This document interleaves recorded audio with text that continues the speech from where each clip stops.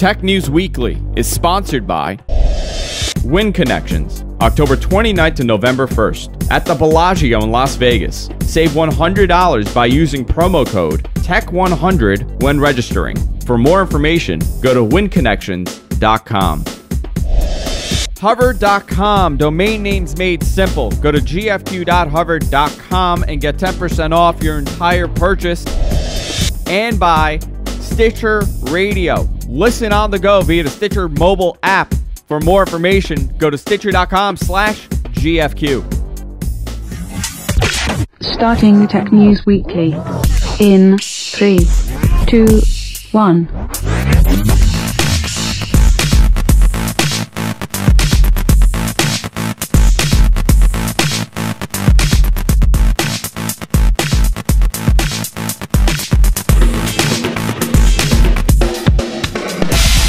Everybody, welcome to Tech News Weekly. This is the show where we run down the top stories of the week when it comes to technology. I'm Andrew Zarian, and of course, I'm joined by Eric Lanigan. How you doing, Eric? Hey, I'm good. How are you? Awful. I'm getting sick, but have I ever said I'm doing great? I don't know. So. No, I don't think I have. You always qualify it. Yeah, there's always something going on, and John is here. Turning into Joe from Staten Island is what you're doing. I know. Well, I'm sure most people will not get that reference that watch this show, but yeah, that's an awful thing to say to somebody. I'm just saying. We were off last week. This week I'm sick, but I'm pushing through, and I'm gonna try to complete a show. If I can't, Eric can take over. He's a pro. Eric and John could just do the show. What do they need me here for? Just go take a nap. We don't even need you. Yeah. Eric and John. Promote him ahead of me. Well, I asked you if you want to run the show, and you know what you said? His response was, no. Have Eric do it. I did not. He did. He was like, I don't want this responsibility. What are you, crazy? If Eric screws up, it's all on him. But a lot's going on this week, so let's run down some of the stories. It's going to be a busy month if this is true. Apple likely, this is according to All Things D, likely to reveal or unveil the iPad mini October 23rd. We had initially thought that it was going to be probably within the next week or two. Reports, I guess, are true, and Apple is gearing up to release this iPad mini, which I have no interest in personally. I don't want a mini. I'm fine with the iPad that I have. But a lot of people are excited for this because it's a holiday season. A lot of people can't afford the $500 that an iPad is to just get into the device. If you're talking about 4G and you're talking about more storage, you're going to spend upwards of $700. An iPad mini kind of brings you into the environment. Eric, what do you think of this? We've discussed this a couple times, but do you feel that this is true? Do you think this is happening, or do you think this is just rumors once again? I have a bit of a new take on this. Of course, it might just be completely wrong, and we'll find out on October 23rd. But I mean, it's true of all these predictions, right? The big rumor has been, is it going to, or the discussion is centered around, is it going to be a 16:9 screen or a 4:3 screen like the usual iPad? Steve Jobs famously on that conference call where he read a prepared speech about how 7-inch tablets are dead on arrival. You have to file down your fingers to use them. All these things that are half silly and half actually did come true at the time he said them. Flash forward, we're now, I think, at least one, maybe, I think we might be 2 years past that phone call now, and we've seen a whole different set of 7-inch Android tablets.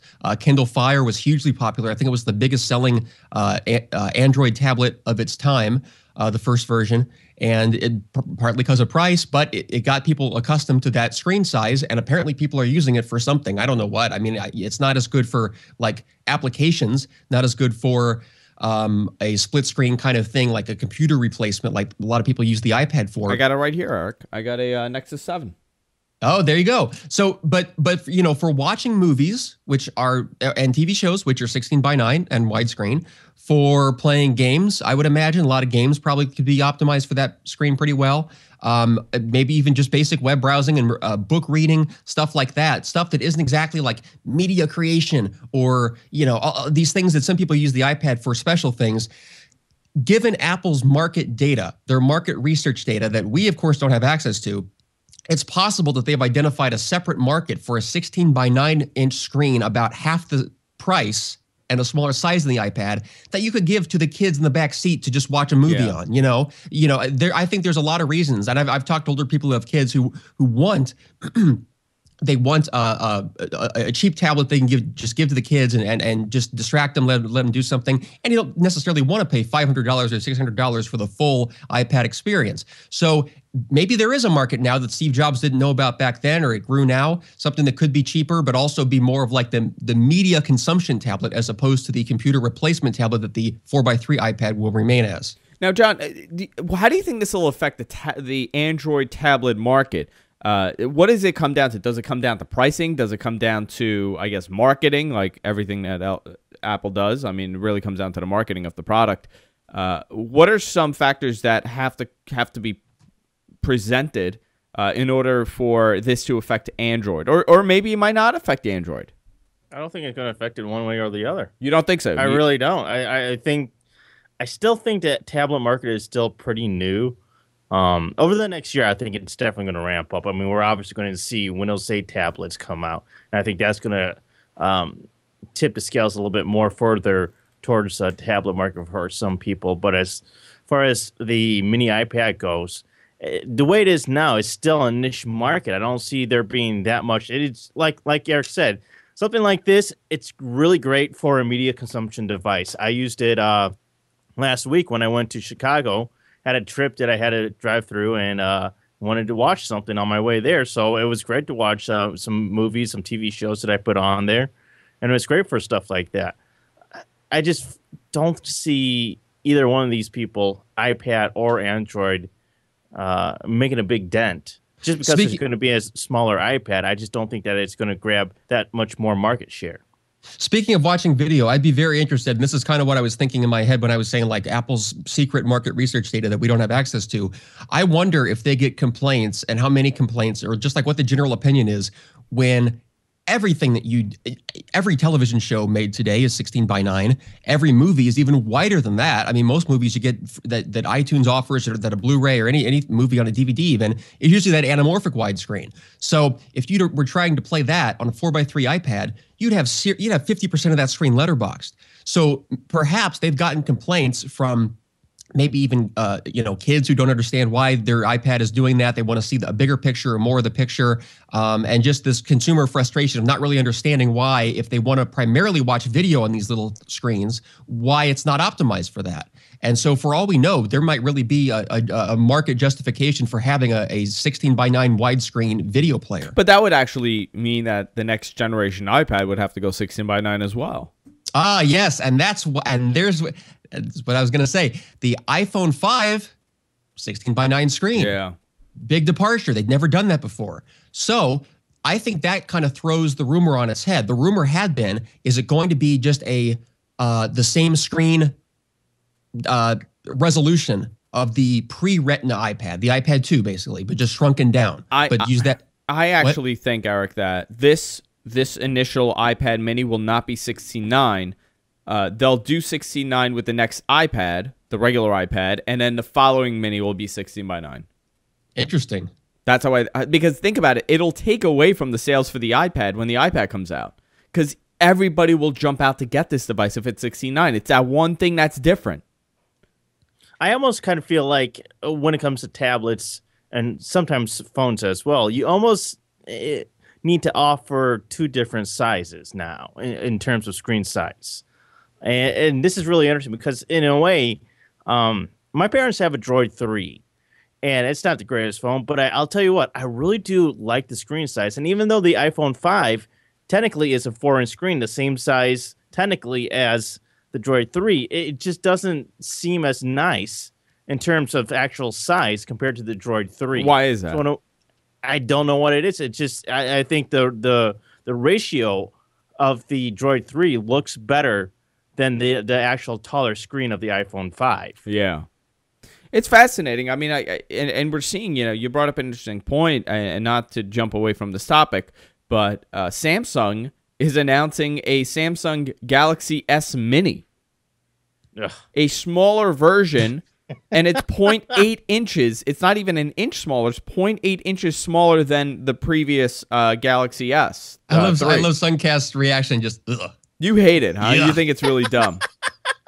Why Me? don't you like it? I just think this is the most ridiculous thing. Yes, the Samsung S3, Galaxy S3, it's a 4.8-inch, nearly 5-inch screen. But to say that, oh, well, that's too big for some people, so we're going to come out with a Galaxy S3 Mini, and it's going to be 0.8 inches smaller, and we're going to call it a Mini. Well, it's a 4-inch screen instead of a 4.7 or 4.8-inch screen. 4.8. And it's just the size difference Yeah. between the two. Just to me, I would not call it a Mini. I would just say, you want the 4-inch version or the 5-inch version? I think this is totally strategic, and I think this is a way to compete with the iPhone. Because the That's iPhone exactly what it is, Yeah. because it matches the same size as the iPhone 5. Yeah. But I just the fact that they're coming out with quote unquote a mini version of the Galaxy S3 that's only 0.8 inches smaller in size. I don't know, Eric. You think it's silly? I mean, this entire game that they're playing with this different screen size resolutions for one phone. I mean, you have the option of getting two different screen sizes. I don't know. I mean, I guess people are a little bit different. I guess people are sized differently enough that might matter. I don't know. If you get like a 7-foot tall person next to a 4-foot person, they probably will have different hand sizes and different pocket sizes. Maybe there's merit to that. I'm not sure. It might also be a cost thing. I noticed the resolution was a lot less. It was like the non-Retina equivalent of the screen. So it might also have a cost component to it as well. I don't know, or they might not know what they're doing, and they're just another example of just throwing stuff at the wall, see what sticks. I think if I'm looking at my phone right here, there's a lot of real estate that they're not using on this phone, and I wonder why. I mean, the bottom has about an inch, and the top has about an inch of space that's not being used. Well, people make the same complaints about the iPhone. Yeah, it's interesting though. So two different fact, sizes for phones, two different sizes for the same tablet. I guess this is the trend, and this is how it's going to be. We're gonna honestly, have I wouldn't options. mind a 5-inch version of an iPhone just for the fun of it. Oh, much larger iPhone. Yeah, why not? Yeah, why not just make a 10-inch iPhone also? Oh no, we have that. You call it an iPad. Yeah, and we'll call it an iPad. But no, if they're releasing this Galaxy S3 Mini as a budget version, that's also has the benefit of being small. I just don't see that, because earlier we saw information that Best Buy was going to offer the Galaxy S3 as it is now for $50 this holiday season. Jeez, I know that whole market is so screwed up. The Android market, it really is. Windows 8 packaging and pricing revealed. Standard OEM $99, Pro Pack $139. Pre-order started yesterday. Today it started. So it's almost time for the big unveiling of Windows 8, the big launch of Windows 8 in about a week and a half. We're going to get Windows 8 released. We're going to get all the new hardware out. We still really don't have pricing on the Surface. We don't have pricing on some of the phones. So it's a little confusing at this point, but Windows 8 is here, guys, and I know how John feels about this, and you've been very vocal about a lot of the things you're not really happy with Windows 8. I'll tell you, and I'm in the same boat as you. I'm not crazy about it, but to be fair, I haven't given it enough time, so I'm holding my comments back until I actually use a brand new device, which I'm going to probably get a new laptop with Windows 8 on it. But I'll tell you something. For someone like my father, a Windows 8 RT device is really appealing. It's pretty looking. It's simple. You really can't break anything. The worst thing that happens, you hit the wrong button and you hit the home screen and you're back to square one. I really feel that we kind of have to dumb down the operating system in order for it to appeal to the masses. But I do want to get Eric's point of view on this. How do you think people are going to perceive this when it comes out in about a week and a half? I had high hopes for this, and those hopes were dashed as soon as I saw what they were doing to Windows Explorer, because that showed me what they did with the ribbon, where they took functions that no one ever uses, like copy path and stuff like that. The average person doesn't even ever need, let alone needs to know exist or have that right there in their face with every window. that showed that they really still don't understand user interface, and they don't understand what people need and the needs of the average consumer, or how to make a file system like that, navigating your hard drive or other removable disks, manageable and able to be understood.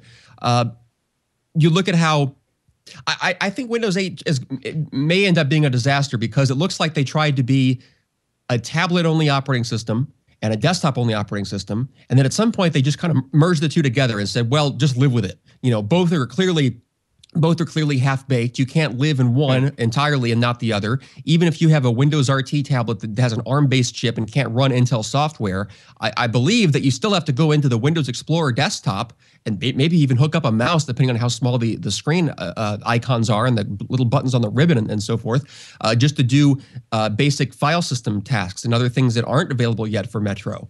On the other side of that, once you're on when you're on the desktop, then Metro comes off as baffling. It's too big. It's a horribly inefficient use of like a 24-inch desktop monitor, bad keyboard and mouse functions, and of course confuses people unnecessarily, because once they make their selection in that new start screen in Metro, they're right back into Windows, the classic Windows desktop and the classic ribbon UI and all that stuff, that it's like, well, why did they force people into that to begin with? And then finally, kind of to address what you were saying, like your dad might be interested in this tablet, can you really recommend a new tablet, a new ecosystem, a new app store for a new platform that starts off with practically zero software for it?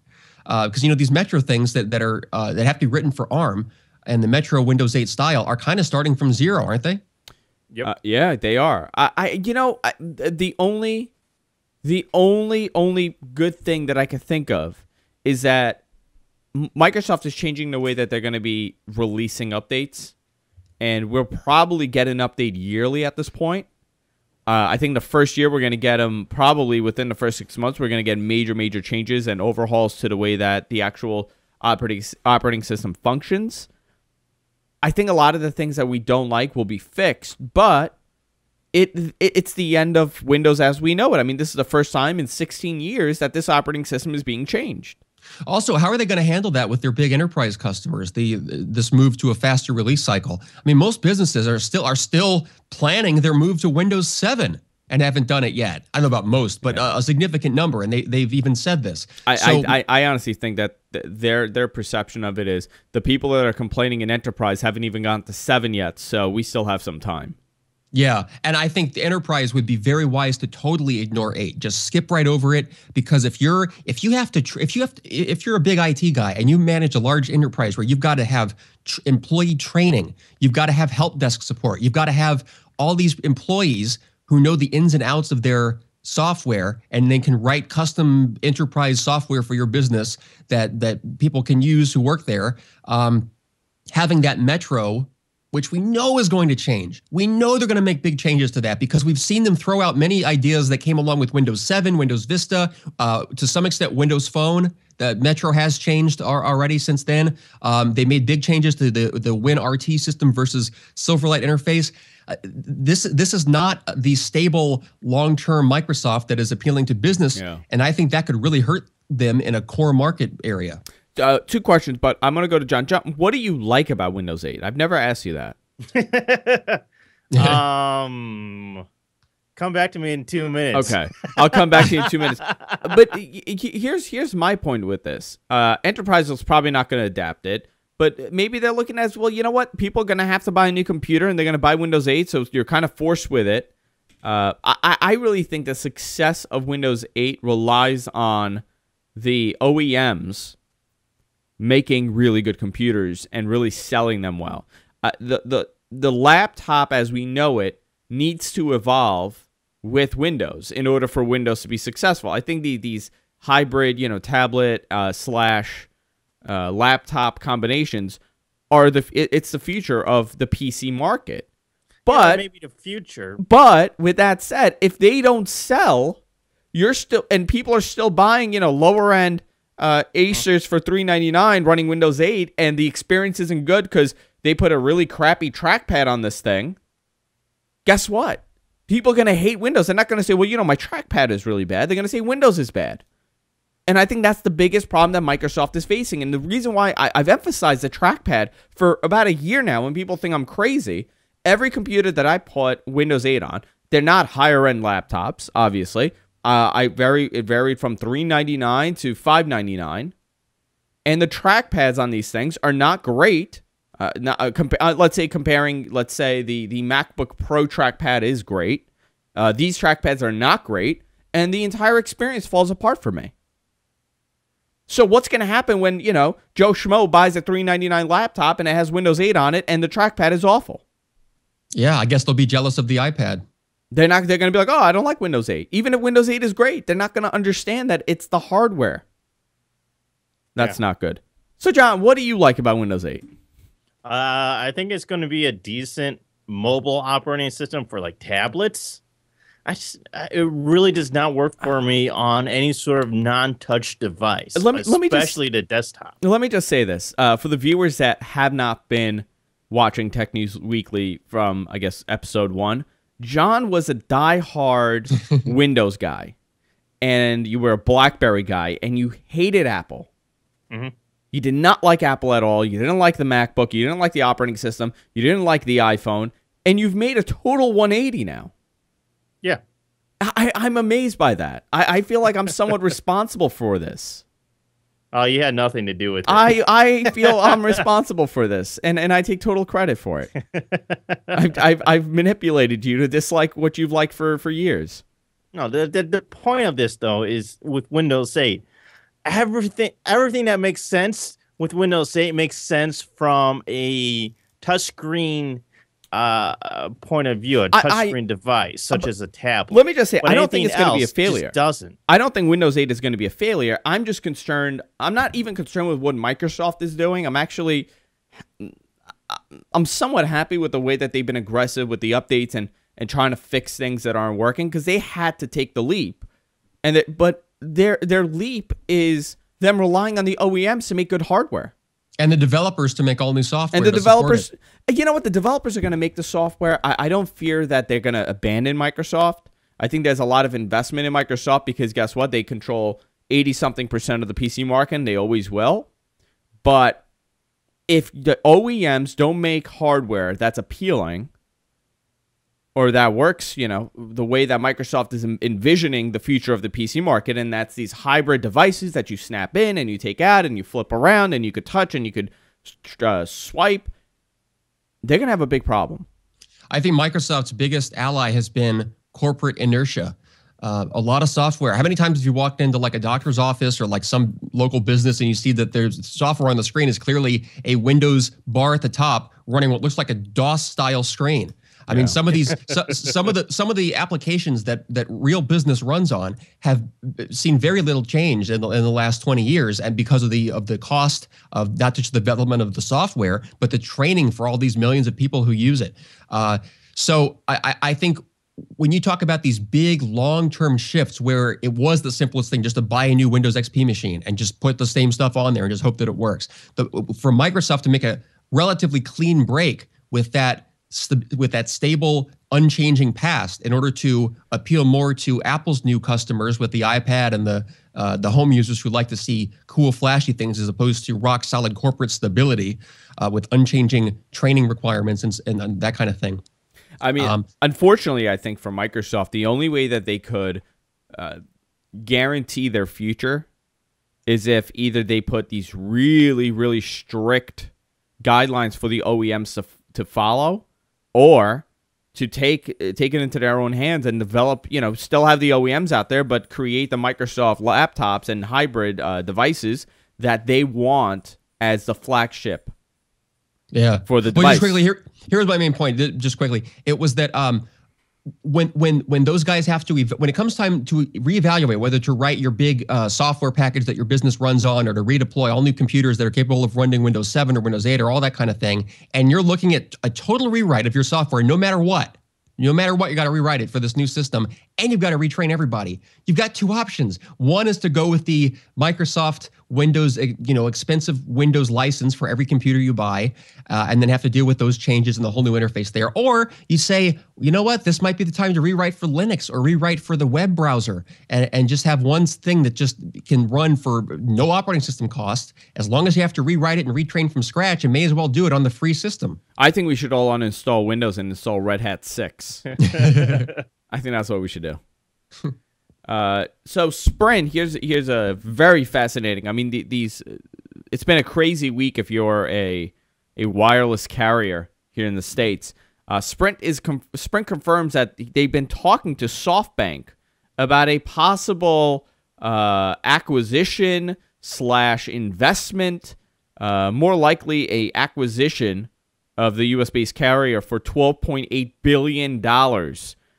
Early in the week, we had rumors that Sprint was interested in T-Mobile, and last week there was discussion that T-Mobile is interested in Metro PCS.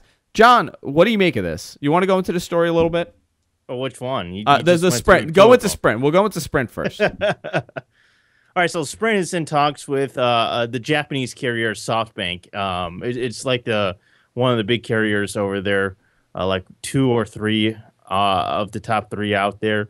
And it's really interesting that the fact that Sprint was actually looking at buying T-Mobile or Metro PCS, and now they've kind of switched gears and they're talking with SoftBank far as this started out as a rumor as far as is SoftBank going to buy Sprint outright, or are they just looking to make an investment? And now we've kind of confirmed that they're just at this point possibly looking at an investment. They really haven't hammered anything out at this point. They're basically just in talks as far as what do we want to do here? Do we want to just do an investment? Do we want to have some kind of controlling interest in Sprint? What do we want to do with this? I mean, is it going to be similar to what Metro PCS and T-Mobile have been saying, where it's an acquisition, but not really? It's this weird combination of 2 companies that they're doing. It's a merger, but it's an acquisition.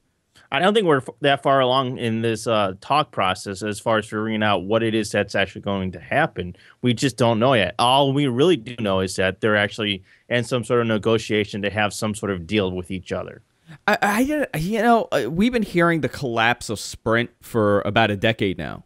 Mm-hmm. Since the early 2000s, where they constantly said Sprint was falling apart, and then they ended up purchasing Nextel out of nowhere. So they kind of survived, but I didn't know they're in that bad of a shape and that they need someone to bail them out at this point. I think they're mostly at this point looking to be shored up now that T-Mobile and Metro PCS have kind of joined forces. Well, where does that leave Sprint? What's fascinating to me, guys, is that T-Mobile is a GSM carrier, Metro PCS is a CDMA that piggybacks off of Sprint. Yeah, they're going to slowly migrate everybody by 2015. To LTE. This just says to T-Mobile's GSM frequencies for 3G service.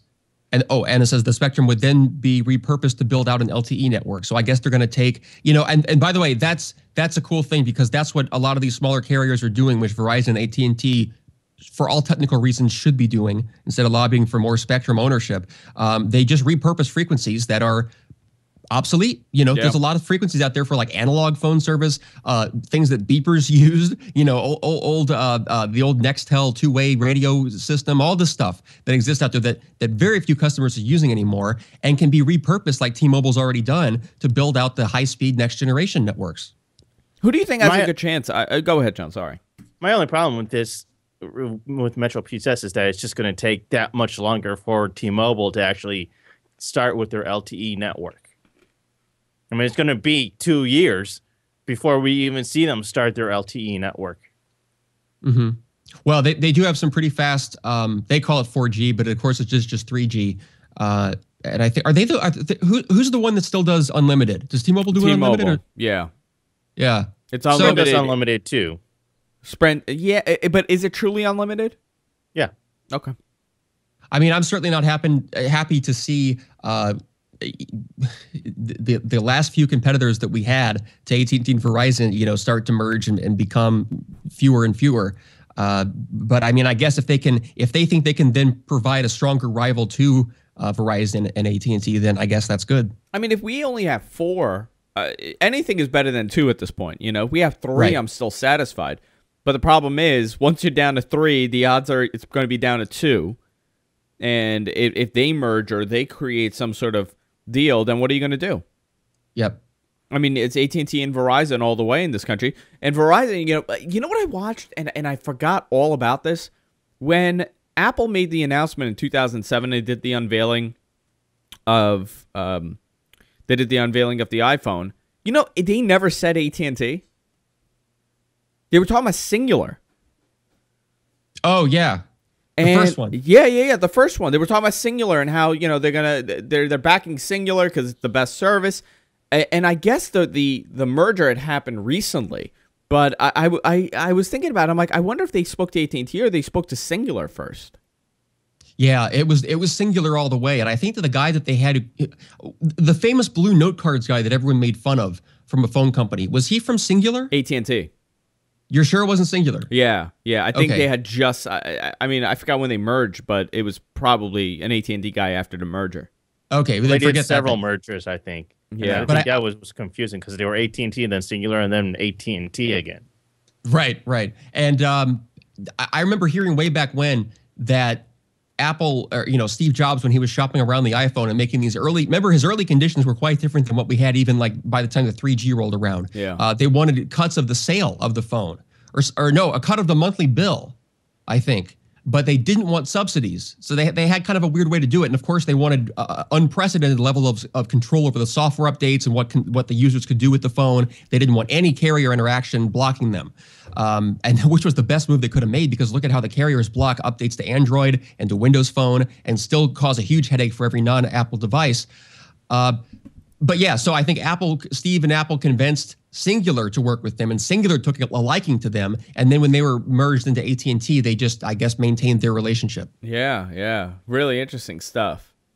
I totally And remember, forgot all they about had it. that weird. Remember, they had that weird Motorola rocker phone, or OKR, that it had that intentionally crippled iPod interface. You could hold like 100 songs. But wasn't there an HP iPod also? I don't think so. I could have swore to you there was an HP iPod. Could have swore to you. Yes, there was. There was an HP iPod. Yeah. What do you HP mean? plus iPod. An iPod with an HP logo on the back, distributed through HP.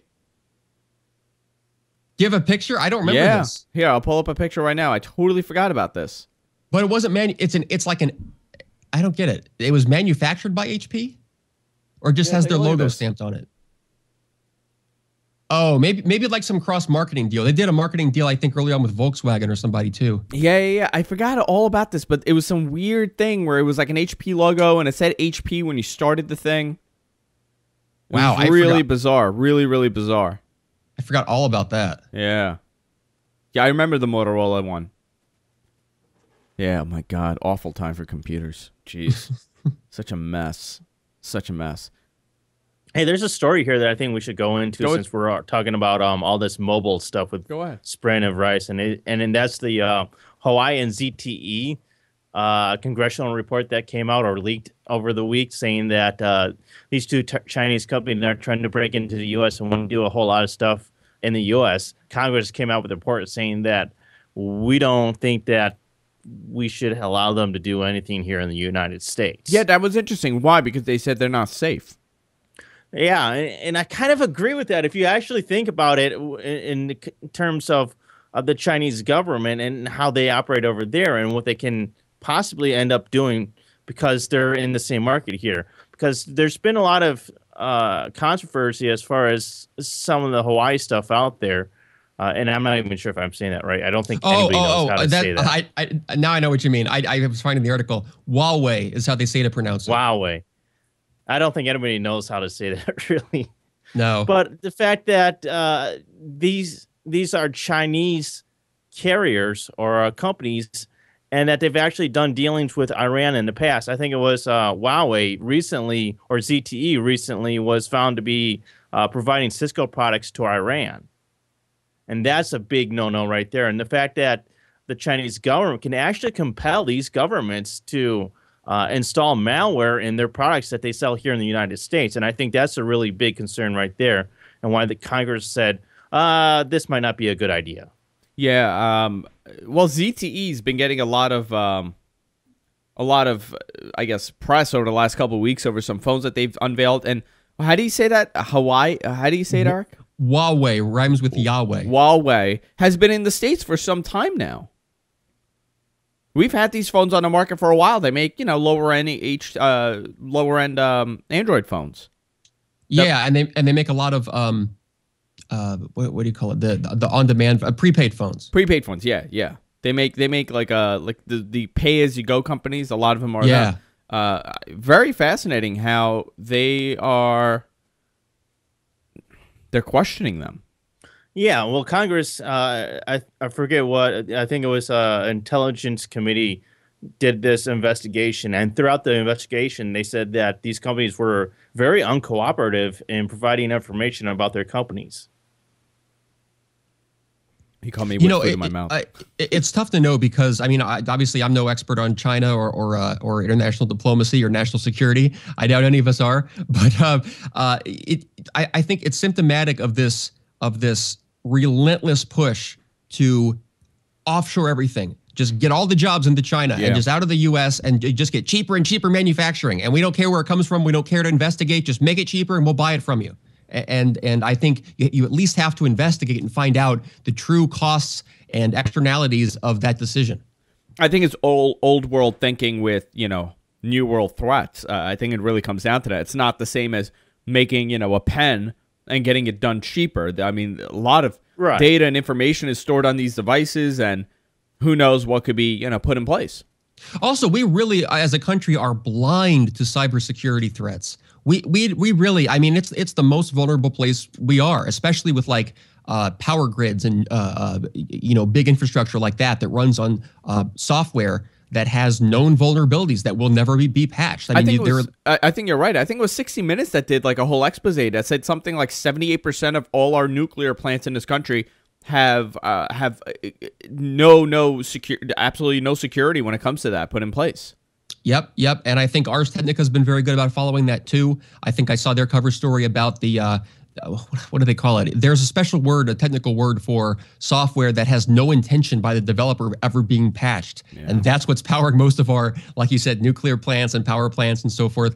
And I think maybe it's because of the age of the people running the security wings of a lot of these of the government that they just don't even think of it or take it into account. But I would suggest that when you've got someone talking about building an increased number of submarines, I don't think that's the threat we have anymore. I think the threat is much more likely. I'm not implicating Huawei, but I'm saying it's much more likely that a threat would come from a little bit of software or a backdoor in a microchip compared to a threat by a non-existent Navy. Yeah. All right, so here's the deal: is that there's a ban on telecommunications products that was manufactured by the United States to be provided by anybody else, such as Iran. There's an embargo, basically.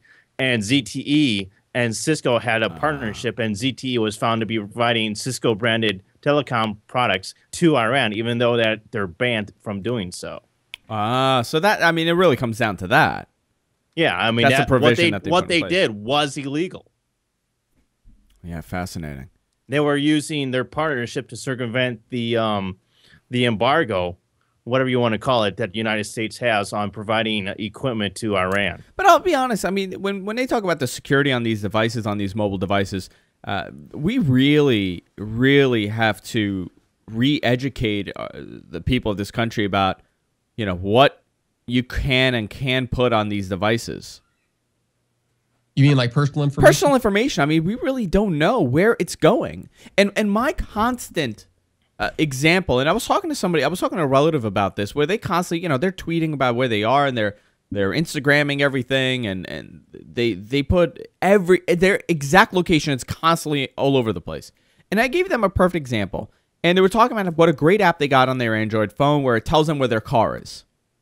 When they go shopping, they don't have to remember the parking space. And I thought, I'm like, if you're that lazy where you don't want to remember where your car is and you're relying on a piece of hardware to kind of ping your car, there's an issue there. But the big problem that I have with this, and I gave her this example, I said, you don't know what application you're using. You don't know where that data that you're pretty much telling your exact location to some company, And who knows what they're doing with that? I think you're exactly right. And I think there's a bias, a subconscious bias by most people who I think maybe just assume that because the technology is so difficult for them to understand, and because they might think that it's so difficult for them to get personal data into or out of some of these smartphones and other interfaces that they don't understand, new websites, new services, just because it seems so difficult to them, they kind of just naturally assume that it might be difficult for someone else to extract that data, when in fact it's trivial, and there are people who can do it within a fraction of a second. Yeah, you're absolutely right. And, we're kind of in the public eye when it comes to this stuff. And Eric, people know Eric on the internet, people know John and myself when we do a show. And I post certain things that I normally wouldn't if I wasn't doing a show. But even to that point, like it's rare for me to check in on Facebook when I go somewhere. Oh, I would never do that. I do it occasionally, but it's places that people know that I go to. It's never like I'm checking in at my aunt's house. I know Press someone. 195. I go to press. I go, let's say I'm going to the club in the city where we do a show. So it's always places that people kind of could assume where I am. But I have a friend that literally checks into their house on what is that thing? Foursquare. Foursquare. There you go. That Foursquare thing. He literally he has his house and he checks into his house and you could see it says Joey's at home, and it has his direct address right on there. And he put all the information. He has pictures of his house. So when Joey's not at home, I know where he lives, and I know what time he's coming because I can figure out his pattern. And you know what? Joey's going to miss his flat screen TV on his wall. Did you guys happen to see that home security episode of South Park this week? No, I missed it. It was a good one. They parodied the Brinks home security commercials, and what a fake sense of security that actually provides. The last one I saw was the Honey Boo Boo one. That was good too. I love South Park. I really do. I've seen every single episode. And when you watch the new one, notice how whenever they show the guy saying, "Hi, this is Joe at Brinks Home Security," that's what seems to be their problem. They're so good with this kind of subtlety. The camera is like dollying, like, so the background is moving behind them, like they show in every one of those commercials. And it's great. That little subtlety. It's so funny because it looks so over dramatic and silly. I've to kind of go away from the tech stuff, I'm amazed that they've been able to keep it up this many seasons and stay relevant. So am I. And it's as good as it always was. I think it's even better than the first couple seasons. They have a couple episodes that I just fall totally flat on me, but then you get one like this week that I thought, man, that's a solid episode. Yeah, I think when they stick to the pop culture stuff, they do really well. Yeah. That's our new show about South Park. I want to talk about Facebook. Back to tech? Yeah, back to tech, actually. I want to talk about this story that Eric let us know about, and I had no idea about this, but Facebook fought the SEC about keeping mobile risks hidden before their IPO, before they got released and became a public company. This is fascinating, Eric. It is very fascinating. There may very well be truly illegal activities that took place, real insider trading, and real, even if it's not illegal, just relentless, just not caring and just trying to screw over the home investors, the regular people like you and me who'd be putting like savings or mom and pop investors, they call them retail investors, those kind of people. Couple of things happened here. The first was that they did not disclose until 8 days before they went public to the Securities and Exchange Commission that they had a negative outlook on mobile ad growth, that they saw more and more of their users moving to mobile exclusively, where they were seeing far fewer ads than on the Facebook website when viewed on a traditional desktop browser with those nice big margins to show ads inside of. Other thing was that once they knew about that, once they did disclose right before the IPO that, hey, mobile's not looking that great, we might not do very well in the short term, they told that to the Morgan Stanley executives who were underwriting the IPO. Very interesting. And they in turn said, well, let's raise the price. Let's increase the number of shares we sell to mom and pop home investors and to cover our butts. Yeah. And that's what they did. That's a big no-no. I know a little something about the stock market and how it's played, and that's a big no-no, especially if you're a major firm. But is anybody surprised by this? You know what? I am, and I'll tell you why. It's Mark Zuckerberg. I'm very surprised because they were under the public eye, and prior to the IPO release, people were questioning, possible insider trading happening. When I followed this early on, and that was a big fear that there might be insider trading going on. How long have they known that they're going public? Who's getting what shares? Who has invested interest in this company? Who's going to get, certain information? Because it was a private company for a while, and a lot of information was spread. And so many firms had a hand in this. I mean, it's not like Mark created this thing and Here comes Eric Lanigan with $10 billion and says, here you go, have fun. No, they're massive firms, some public, that have invested money into this company. And it was a big concern. So, yeah, I am a little surprised that these things are coming out. And the fact that they tried to get the SEC to keep mobile risks hidden showed that they kind of feared that this thing was going to fall on their flat on its face.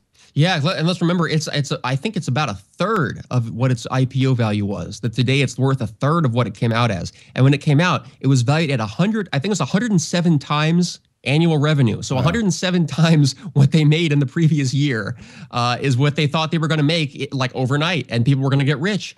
But the people who really knew this stuff and watched it from the beginning saw that it was massively overtreated and overvalued on the private market because. Oh, go ahead. Well, this is the issue. Right now, it's $19, and it's not awful right now. It was up from its 52-week low of $17.55. But the problem with these companies and the over-evaluation is the same thing that happened in the dot-com boom. You had these up-and-coming companies, and, internet years, Facebook has been around for a while. 5 years is a while for an internet company, or 7 years, whatever it is. But the mainstream does not accept an internet company, a new company, to be a secure and safe bet. And when it's a totally different ballgame. So you have these up-and-coming companies, these dot-coms, that go on, like Zynga, Groupon, which have both failed miserably. They go and they become public, and these overinflated values of these companies that really have no means of revenue kind of get shot down. I think it's this false bubble that they've created with venture money. It's an internet hype. It is an internet hype. And that you get from the internet doesn't necessarily translate to the real world and Wall Street. I mean, the reason why Microsoft, you look at a company like Microsoft and Apple and Google, these companies have been around for a while. Microsoft and Apple, obviously, longer than Google, but there's a lot of invested interest in it.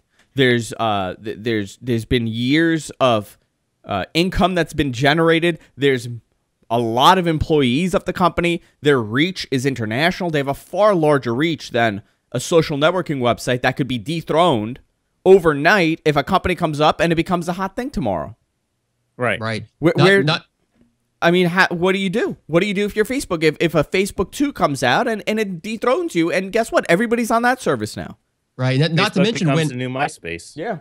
And by the time that they went public, having already been around and been working and profitable for so long as a private company, at the time that they went public, they had almost all the users that they thought they were ever going to get. I mean, you can look at the user growth and see it was flatlined by the time, or at least slowing down dramatically. And if you look at the mobile ad views, it's even worse. Yeah. And talk about not making back your money, or a game where they're not really that might not be very profitable. The SEC asked them to disclose what monthly revenue per user they actually make. And Facebook said, well, we prefer not to give that information. We prefer to look at the overall subscriber growth.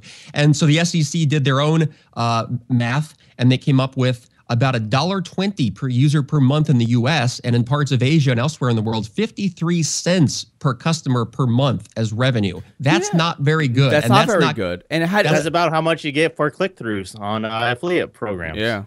And certainly not 107 times revenue growth immedially overnight. Yeah, I mean, listen, if Apple starts to do bad, for example, it's going to be years until Apple collapses. If Microsoft does not, Microsoft, first of all, has 80-something% of the market share. If they stop doing, as well as they have, they could create another market. What is Facebook going to create?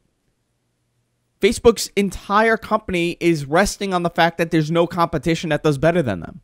And Zynga, they've also failed to disclose that their 20% or something of their revenue is based entirely on Zynga. What's Zynga? Do you know what Zynga's stock is? I know it's in the toilet. Is not in the toilet. Not known for being strictly transparent.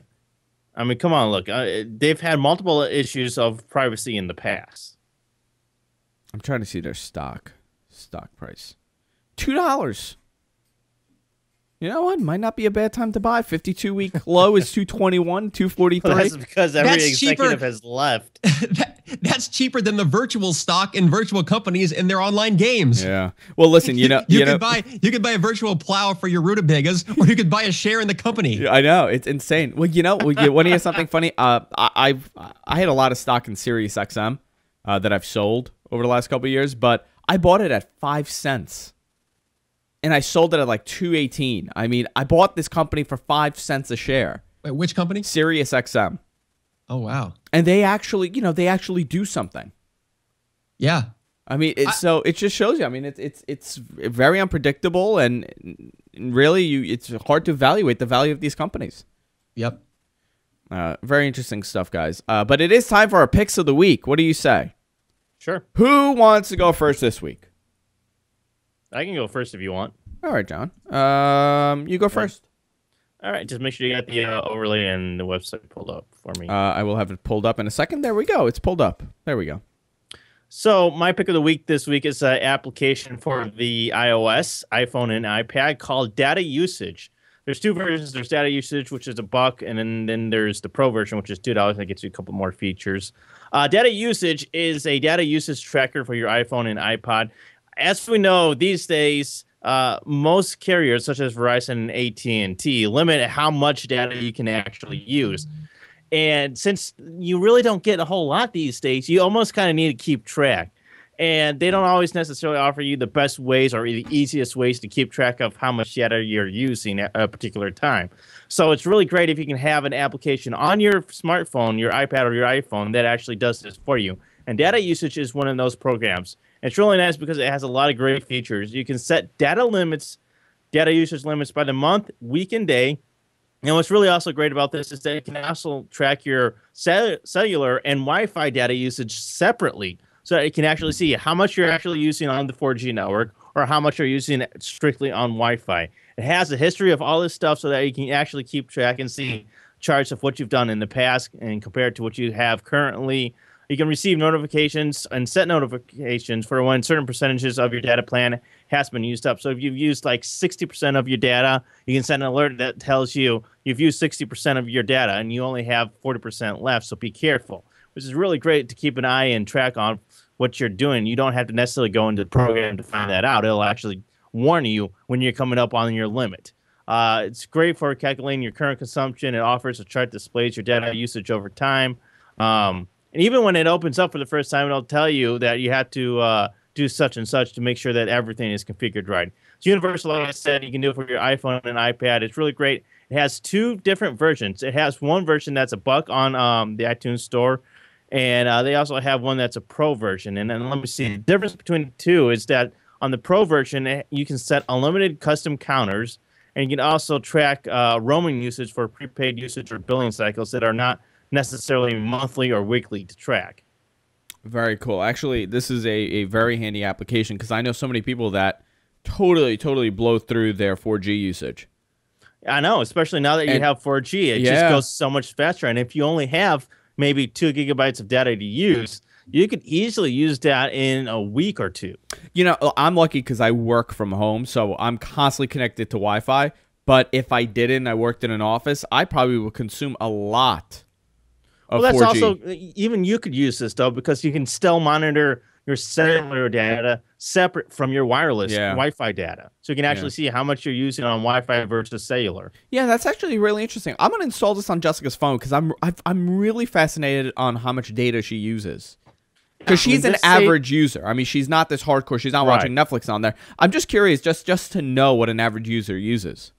Yeah, I've been trying to get that kind of information from my sister because she's constantly travels. She travels probably 4 days out of every single week. She's on the road. Yeah, very interesting. So she does everything from her phone. Yeah, that's a great pick, John. Kudos to you. Kudos. Eric, what's your pick of the week? My pick of the week is the Amazon Paperwhite Kindle. Ah, you got it, huh? I got it, and I love it. It's everything I hoped for, except for the new fonts, but I'll get to that in a second. I've been a huge fan of the Kindle since I got the $79 Kindle with the plastic buttons about a year ago. You've heard me talk about I love to offload long-form articles, news stories, such as this Facebook story I read on the Kindle because you can just use Instapaper or Tenderizer or various other services to send long-form articles and even things you find online, PDFs and other things. They have a Send to Kindle app made by Amazon now to get stuff onto the Kindle. So once you got stuff onto the e-ink display, it's very easy on the eyes to read. It's a lot easier than staring into an LCD screen or a CRT monitor. I don't like anyone has that anymore. I don't know why I said that, but it's easy on the eyes, and it can help you clear away distractions of not having all these other web pages and other things open. You can just sit and read. Or if you want to offload some long articles, then you're on a plane or you're in a car or just somewhere where you need to just waiting room, you have to just sit and read. It's great for that. It's a nice little device. You can see how thin it is here, thinner and lighter than an iPad or any real tablet. The new one is the Paperwhite Kindle is totally touch-based, so there are no plastic buttons at all, not even a home button. But unlike the last year's Kindle Touch, it is much lighter weight and much slimmer, and the touch response is faster from what I found. Also, the touch is better. Yes, it is more responsive. Very cool. Still nowhere close to an iPad or even an Android phone or one of those guys. You click on it, and sometimes it still doesn't let you know soon enough whether or not your click registered, and that gets annoying. But it is better and faster than using either the plastic keys on the old one or the last year's Touch model. I got the Wi-Fi edition. I think the 3G is a little bit overpriced, considering that if you have a MiFi or basically anywhere now, you can get on Wi-Fi pretty easily. The backlight is the biggest reason that I got this. And you can see here, I've got the backlight turned all the way up.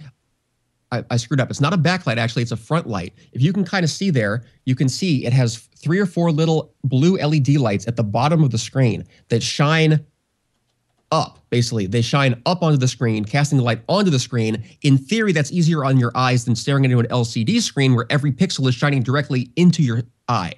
And I found it easier to read by too. And it's one of the things that made me stop using my old Kindle was because it became too much of a chore to find optimal lighting for it, especially if it was at night or somewhere dark. Here you just crank up the brightness and you're good to go. And shockingly, it uses very little of your battery power to do that. And so much so that they encourage the light on to be on at all times, even in bright sunlight or elsewhere.